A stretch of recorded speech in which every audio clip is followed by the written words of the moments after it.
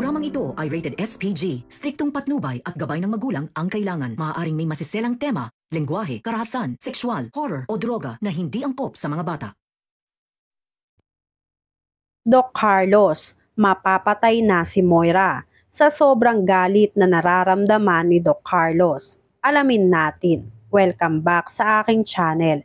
Mga kaganapan sa abot kamay na pangarap. Napaka-intense nga ng mga kaganapan sa abot kamay na pangarap. Kinanta na ni Olga lahat ng nalalaman niyang sikreto ng amo niyang si Moira. Inamin mismo ni Olga kay Zoe lahat-lahat ng nalalaman niya, maging ang pagkamatay ng magiging anak sana ni Zoe at ni Dax. Inamin lahat ni Olga kung sino ang nag-utos para ilaglag ang anak ni Zoe. Labag raw sa loob ni Madam Chantal na gawin ang bagay na yon. Ang kaso lang raw ay hindi matanggihan ni Madam Chantal ang anak niyang si Moira. Oo, si Moira raw ang nag-utos kay Madam Chantal para ipapatay ang anak ni Zoe. Hindi makapaniwala si Zoe sa nalaman niya kay Olga. Gigil na gigil si Zoe sa nalaman niya. Kaya pala pilit pinagdidiinan ni Madam Chantal na si Annalyn ang may kasalanan para lang may masisi si Zoe na ibang tao.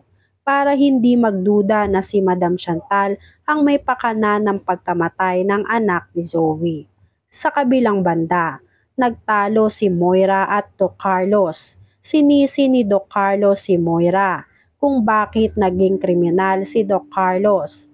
Dahil pinapatay raw ni Moira si Dax. Si Moira raw ang tumawag kay Doc Carlos na patayin si Dax dahil kriminal ito at ayaw nilang mapunta si Zoe sa isang kriminal, knowing na mas mautak kriminal si Moira.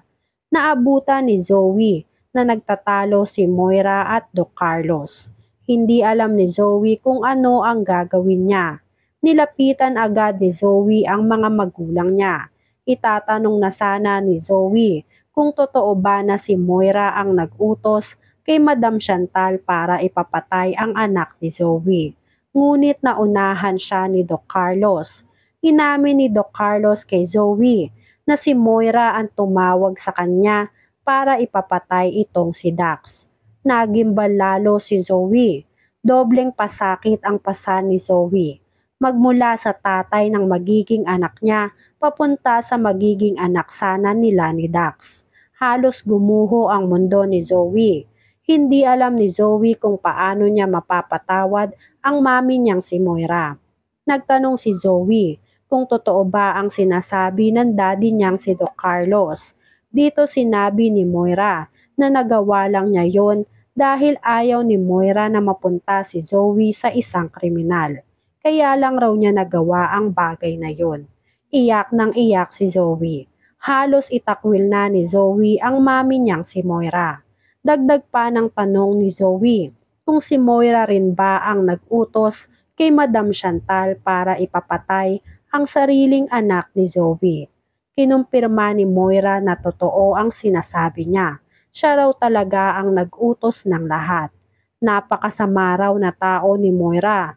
Nagawa niyang ipapatay ang pinakamamahal na lalaki ni Zoe at isa pa ang magiging apo sana nitong si Moira.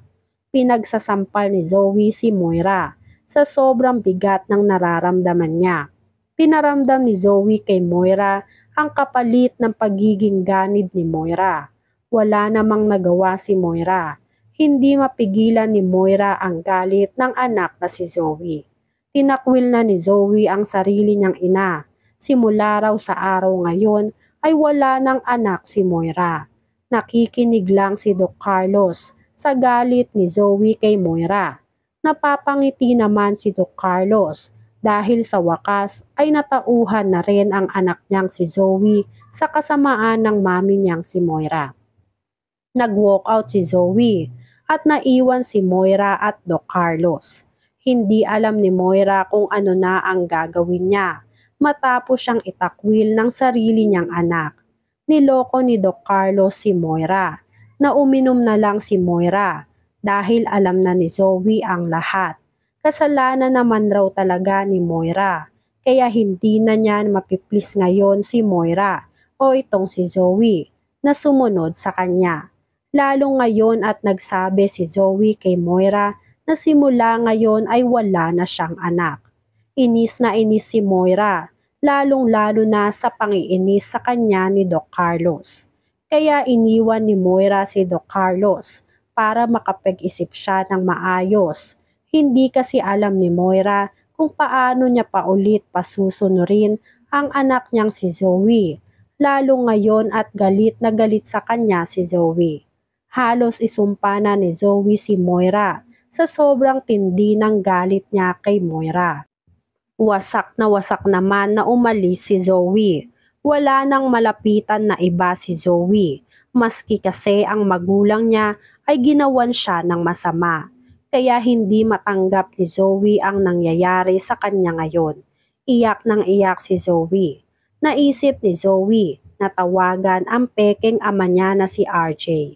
Nagbabaka sakali si Zoe na mapapatawad pa siya ni RJ. Alam kasi ni Zoe na mabait si RJ at hindi siya nito matitiis. Kaya sinubukan ni Zoe tawagan si RJ dahil wala na siyang malapitan. Pagtawag ni Zoe kay RJ ay sinagot agad ito ni RJ. Humingi agad ng tawad si Zoe kay RJ habang umiiyak. Wala na raw siyang malapitan dahil pati siya ay niloko ni Moira. Sana raw ay mapatawad siya ni RJ. Nagsabi si RJ na mapapatawad lang siya ni RJ kung sasabihin niya kay RJ kung nasaan ang mami niyang si Moira. Tutal naman raw ay tinakwil na ni Zoe si Moira bilang ina niya dahil sa dami rin ng kasalanan ni Moira kay Zoe. Nag-isip ng malalim si Zoe kung papayag ba siya sa gustong mangyari ng pekeng ama niya na si RJ. Pagtapos ng mahabang pag-iisip ni Zoe, ay pumayag si Zoe sa gustong mangyari ni RJ.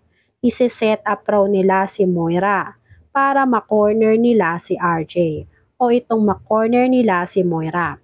Natuwa naman si RJ dahil nakipag-cooperate sa kanila si Zoe. Kaya nagpasalamat sila na kahit paano ay may natitira pa rin na konting bait sa puso ni Zoe. Sinabi ni RJ kay Nushiji na handa na raw isuplong ni Zoe si Moira, kaya hindi na sila mahihirapan pa na hanapin si Moira kung saan nagtatago. Natuwa rin si Nushiji, sana raw ay hindi makahalata si Moira sa gagawin ni Zoe na pagsuplong sa kanya. Samantala, inamin ni Olga kay Doc Carlos na muntik nang mamatay si Doc Carlos dahil kay Moira. Dahil tinurukan ng insulin si Moira si Doc Carlos at binintang ni Moira kay Annalyn ang kasalanan niya. Galit na galit si Doc Carlos. Humanda raw si Moira sa kanya dahil tutuluyan na siya ni Doc Carlos. Tutal naman ay tinakwil na raw ni Zoe si Moira. Mamamaalam na kaya ng tuluyan si Moira? Yan nga ang mga kaganapan at mga dapat nating abangan dito sa Abot Kamay na Pangarap. Kung gusto nyo pa ng mga gantong klaseng video, ay mag-subscribe at i-like itong video na to. Maraming salamat po. I got you!